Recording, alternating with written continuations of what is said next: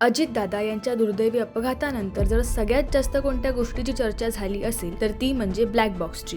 पण हा black box म्हणजे नेमकं काय, तो विमानात कुठे असतो आणि एवढ्या भीषण अपघातातही तो सुरक्षित कसा राहतो. तांत्रिक भाषेत याला फ्लाईट रेकॉर्डर म्हणतात. याचे मुख्य काम म्हणजे विमानातील उडाणादरम्यानच्या प्रत्येक तांत्रिक हालचालींची आणि वैमानिकांच्या संभाषणाची नोंद ठेवणे. मजेशीर गोष्ट म्हणजे याचं नाव ब्लॅक बॉक्स असलं तरी याचा रंग काळा नसून केशरी असतो, जेणेकरून अपघातानंतरही ढिगाऱ्यात तो सहज सापडू शकेल. ब्लॅक बॉक्स हा खरा तर दोन महत्त्वाच्या उपकरणांचा संच आहे. FDR फ्लाइट डेटा रेकॉर्डर हे विमानाचा वेग, उंची, इंजिनची स्थिती आणि दिशा यांसारखे तांत्रिक डेटाची नोंद ठेवते. CVR कॉकपिट व्हॉइस रेकॉर्डर हे कॉकपिट मधील वैमानिकांचे संभाषण, रेडिओ संदेश आणि विमानातील इतर आवाजांचे रेकॉर्डिंग करते. या दोन्ही उपकरणांना सुरक्षित ठेवण्यासाठी त्याभोवती टायटेनियम किंवा स्टेनलेस स्टीलचे अतिशय मजबूत कव्हर चढवले असते, ज्याला CSMU म्हणजेच क्रॅश सर्व्हायव्हल मेमरी युनिट म्हणतात. आता तुम्हाला वाटत असेल की हे उपकरण कॉकपिट मध्ये वैमानिकांच्या जवळ असेल, पण तसं नाहीये. ब्लॅक बॉक्स नेहमी विमानाच्या मागील भागात